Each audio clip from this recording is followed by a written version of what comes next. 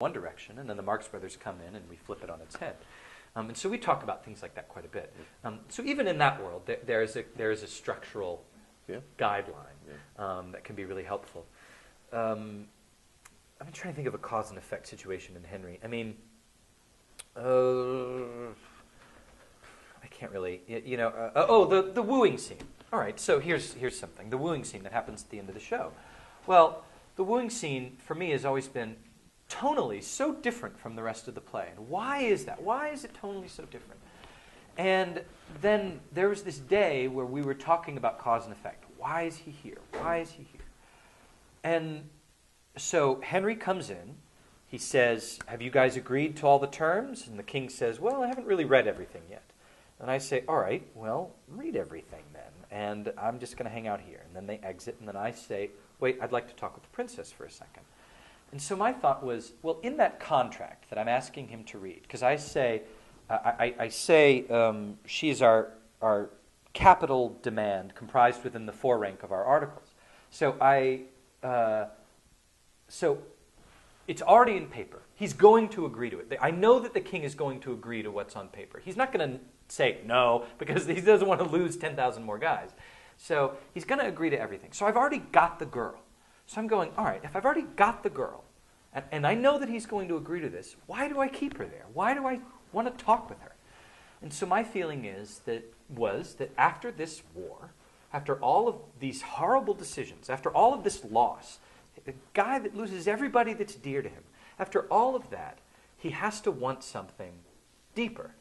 And that, yes, it's on paper, but maybe, just maybe, it can be deeper than something contractual.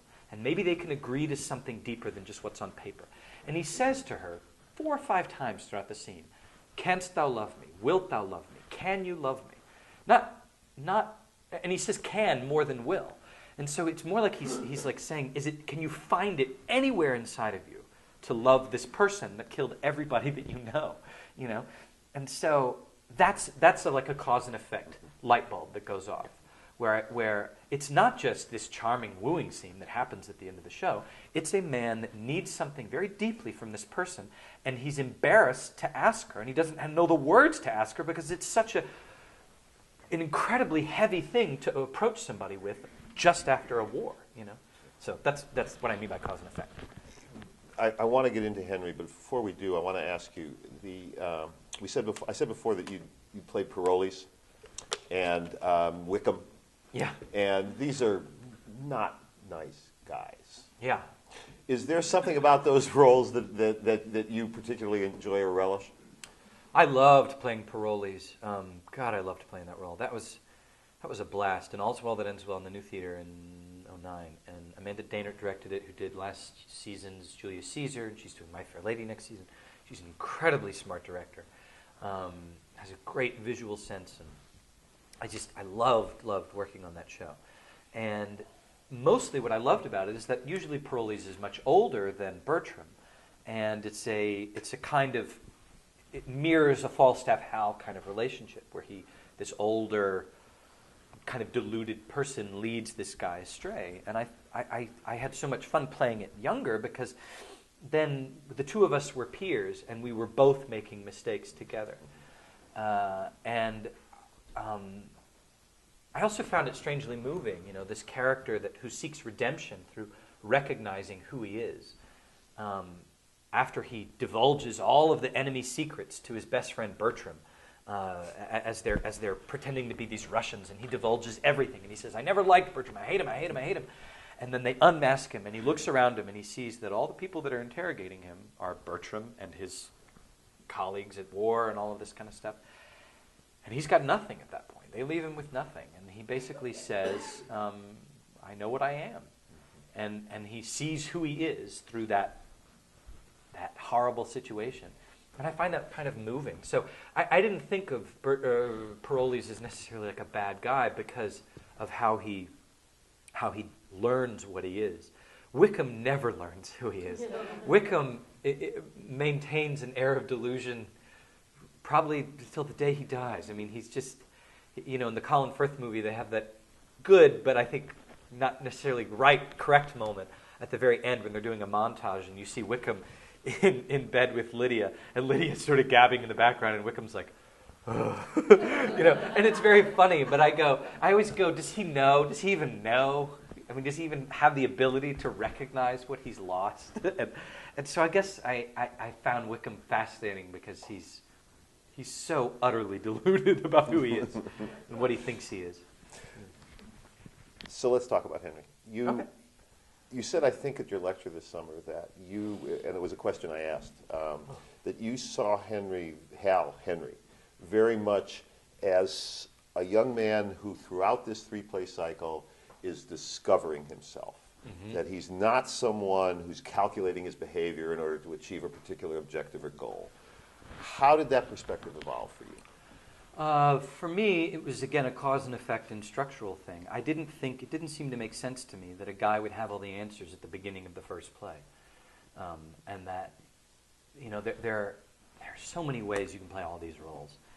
But I always felt like if Hal knows, he's got this, so he basically visits Falstaff. In our production, Falstaff and I woke up with the poor in bed, and then we drink, they leave, Poins sticks around, and then Poins and I talk about this plot where we're going to steal and make fun of Falstaff later at the bar.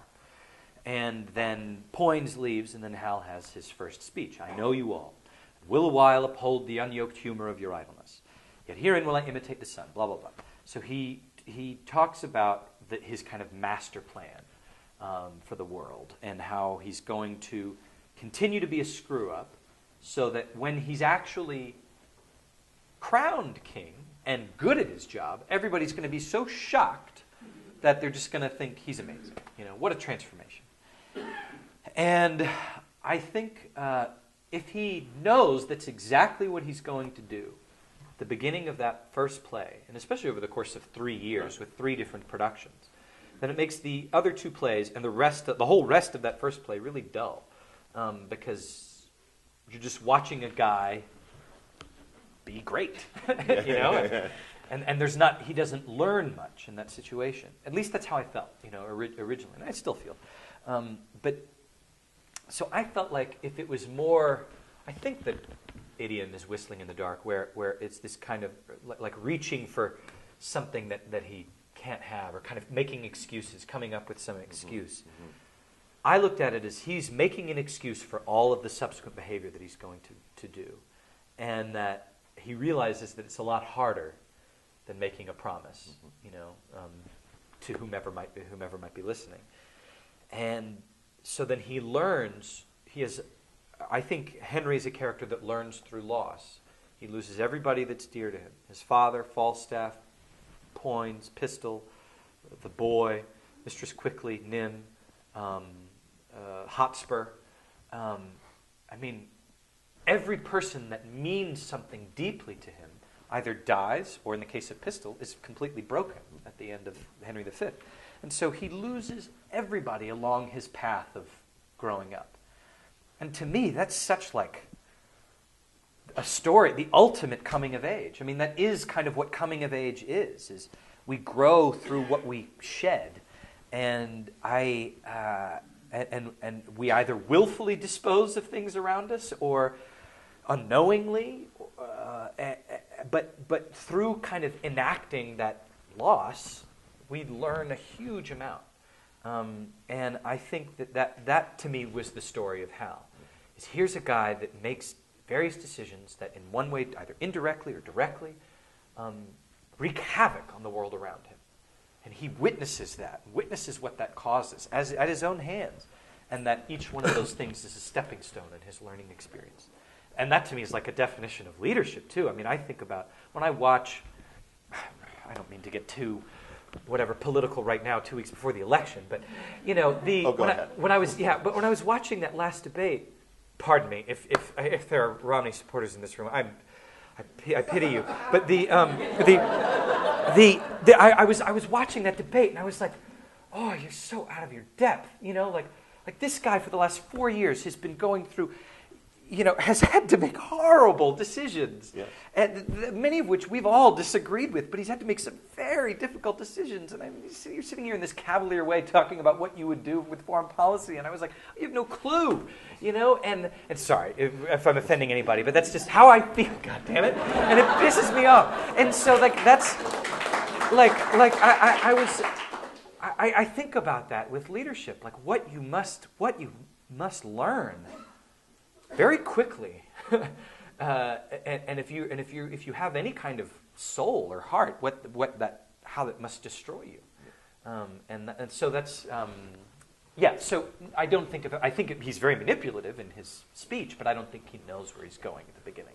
But there is an awareness, a self-awareness that this lies in front of him. I'm thinking particularly when he tells Falstaff after Falstaff has plays this whole thing about don't kill John, and he says, I will. Yeah. So he's knowledgeable of that part of himself. I think and he's that in his keenly future. aware of what's on the horizon. Yeah. He knows that crown is on the horizon every step of the way. And even when he actually is wearing the crown, he knows that the responsibility of what it means is on the horizon. Mm-hmm. And that it's only getting closer and closer and closer. So that on the eve of battle, and he's left with nothing but to just ask God, if God is even out there listening, to just please just forget about the past, Yeah. And it's a great speech. And I think about, I can't imagine being in that kind of position personally, but seeing that always there and all that responsibility. And yet you showed us a